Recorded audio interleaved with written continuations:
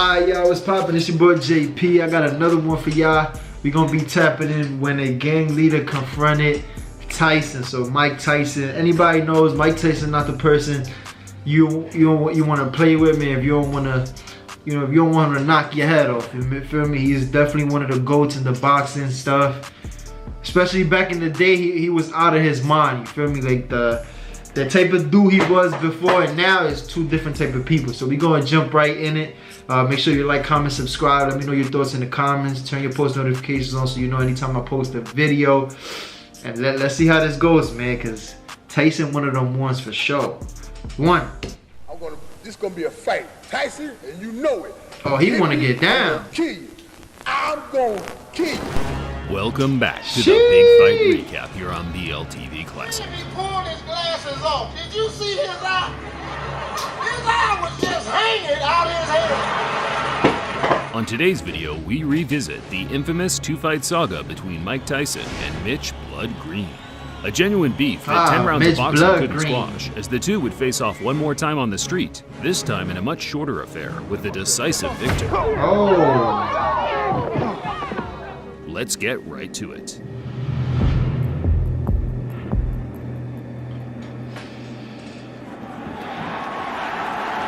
Closing with a flurry. The bell is going to sound.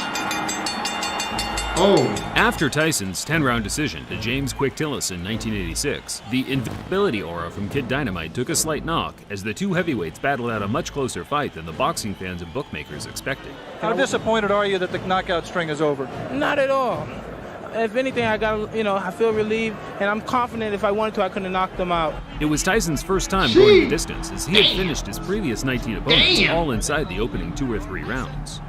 That gave some of the other heavyweight contenders an incentive to catch this teenage dynamo early, halt the hype train, and earn the highest possible payday outside of a championship fight. Yeah, I'm gonna be honest, Tyson had to be a killer in his whole life, bro. Cause the type of faces that he was making, the way he looked at people, I probably would have been scared before the fight even started. Cause he was looking you dead in your eyes. And he always used to say, man, if you look away from me even one time, I already know I got you. You feel me? Cause you scared.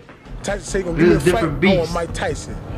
Point blank. Michelle Tyson. He's a mo. I'm gonna knock him out. Mitch Blood Green was one of the first fighters to utilize the new age of digital camcorders to get his message out there to boxing fans. Now I'm gonna show you something.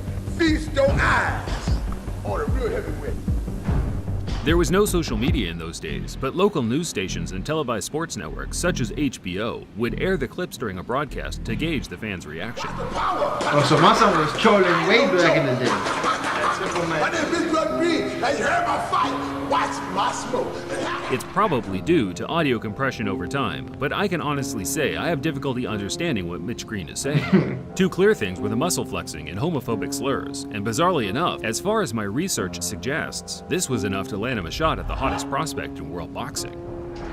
Sheesh, you got what you asked for. Are you from Detroit? Growing up on the tough streets of Detroit, Mitch Green was a prominent player in 1970s New York gang warfare. By the age of 17, he had witnessed his father lose his life in a bizarre Western-style quick-draw shootout, not long before being shot twice himself, fortunately escaping with non-fatal injuries. Green tried to escape gang life by joining the UBA boxing gym in New York, but by this time his ties to the street were too pronounced, as he was now hailed the king of New York street gangs by the NYPD for his role as gang leader in the deadly Bloods crew. Things slowly started to... So he's from Detroit, and he came to New York and he became a Blood. I mean, I wonder what's up with these years, because if we being honest, Blood ain't really started in New York City till 1993. So if we talking about the 80s, I don't know how much I could confirm his banging. For Mitch, as his reputation as a gang leader was exceeded by that of a talented amateur boxer, the muscular 6'5" big man that was racking up copious tournament success. Yo, what year is this guy? If y'all know in the comments, let me know what year is this. New York, undefeated in 5 professional bouts with 1 draw. Oh, 80 to 86. Green took to the professional ring in 80s Bloods and quickly started racking up wins over journeyman and fringe contenders such as Jumbo Cummings. Champion in waiting Trevor Berbick became the first man to beat Green in 1985, where Mitch made a good account of himself, only losing by majority decision. Both Tyson and Green were on the fringe of a world title shot, so regardless of the antics, the two were on a likely collision course. The trash talk from Green just helped build more interest in the fight, which in turn certainly struck a chord with Tyson, who openly admitted to hating that ugly mother effer. Oh yeah, once Tyson hates you, you're done. And Mike Tyson, traditionally, no robe, no socks. He says it makes him feel like a warrior, makes him feel like a gladiator. Tyson met Green for the first time in May 1986 at Madison Square Garden. It was Tyson's first match at a prestigious boxing venue and also the first to be covered by a large television network. Yet, the occasion didn't change the traditional no robe, no socks. This all gonna go back, man. Tyson in his own city and you talking shit. And now, not so confident looking Mitch Blood Green. And was so much a factor in the last fight that we showed you here on HBO that he didn't double up. He just was a little bit lazy, especially in the later rounds. So we'll see what he does about that against Mitch Green.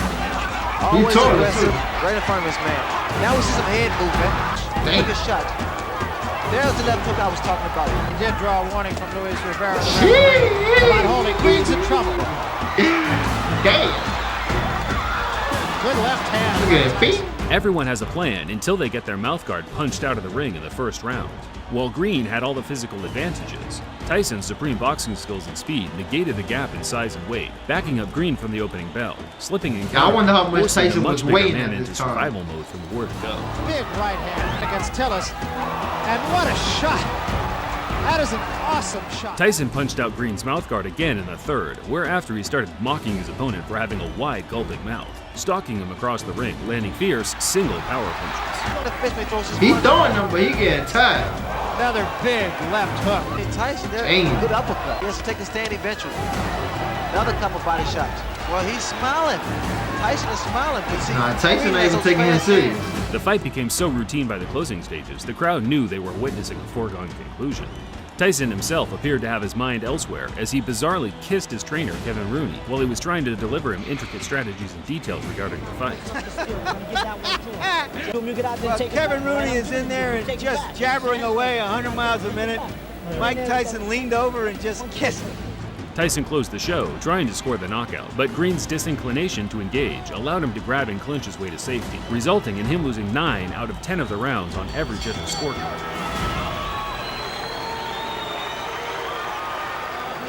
But we knew deep inside that I was gonna win this fight so easy. So he won, but I'm gonna come clean, fam. Talk this shit. He ain't, you know what I'm saying? My son ain't really did him bad. He ain't knock him out or nothing like that. So you get credit for that. Tough opponent. Tyson laying people some flat. Very decent shots, but as you know, I won comfortably, and I didn't try for the knockout, and I used a great deal of discipline in there, not knocking him out. Tyson claimed he carried Green the 10-round distance on purpose to punish him for as long as possible, and whether it was true or not, Green's personal pride was hurt, and he was willing to do whatever it took to restore a sliver of respect amongst his peers. Green retired from boxing after the Tyson loss and returned to the street to earn a living from selling drugs. He always planned to one day get Tyson back in the ring, but as his years of inactivity ensued, Tyson progressed to one of the most dominant heavyweight champions of all time. Oh yeah, I mean, if you fell off, I ain't fighting you no more. The days of fighting lingering contenders such as Mitch Green were over. My son was in the trenches, though. That's how I looked. It wasn't in the until 80s. a couple of years after their fight that the two would meet again, this time in Green's element, the street. In the early hours of August 23, 1988, Mitch Green got wind that Tyson was shopping at a local clothing store close by to where he ran things on the street. Tyson had traveled a fair distance to pick up a luxury leather jacket handmade by one of his friends over at Dapper Dan's. As Tyson was chilling in the store with his entourage, Mitch Green burst through the door on his own, high on angel dust, demanding Tyson either give him a rematch or empty his pockets right there on the spot. Tyson, of course, no stranger to altercations on the street, dragged Mitch Green outside and pummeled him to the ground multiple times.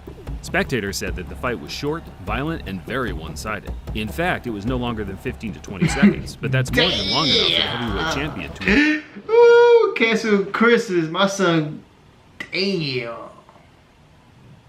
Son got his whole shit closed like this. Lights out. But severe damage. There is no footage of the fight, regardless of the clickbait you see on YouTube, but there were many accounts of what happened that all aligned. All except Green's account, where he claimed Tyson sucker punched him and ran. Who threw the first punch here? He did. He sucker punched me. Yo, bro, explain this to me. How you supposed to be a gang leader? You supposed to be this thug. You supposed to be doing this and all that. You pulled up on a man while he's shopping at Dapper Dan getting flea. Anybody know Dapper Dan? My son was You know, he had the drip for all the drug dealers, anybody getting money back in the day in Harlem. You feel me? He's still around to this day doing his thug dizzle. He got the I know he got a deal with Gucci still, so he's doing his thing. But you over here on the news, that's basically snitching. You feel me? Because you pulled up on this man in the street. This ain't even got nothing to do with the ring. How you do all this to then tell the whole world, my son put your lights out? What type of gangbanger is you? This is with his friends, you know, and when he hit me, and I said I couldn't get a chance to get to him like I wanted to, because everybody was like pulling me, you know, holding me. So said, fight me or come out your pockets. From me, so he get away, and he ran from me. Green was certain the Tyson scuffle, which became mainstream news around the world, would add enough public intrigue to get his rival back in the ring.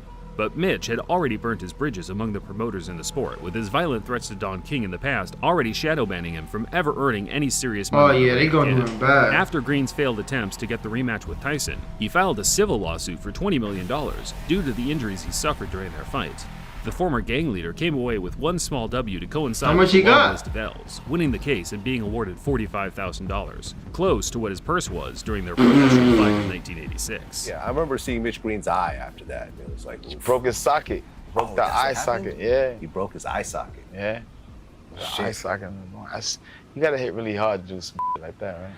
Green returned to the ring 7 years later, but at that point he was a shell of his former self and was beaten by journeymen with losing records until he hung him up for good in 2005. As of 2022, Green is still a large-as-life character, but now employs his energy into his love of Christianity.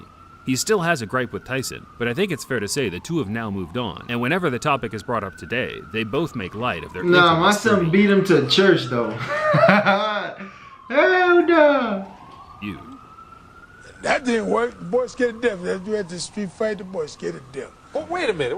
Didn't y'all have a street fight, Mitch? For the ring, for the street. Thinking the man would do something about it, he wouldn't do nothing. Oh, man, he freaked me out. Did you know that actually Tyson and Sal are good friends and he comes to the show? Tyson's in the show. Yeah, what about Tyson? You see that? He got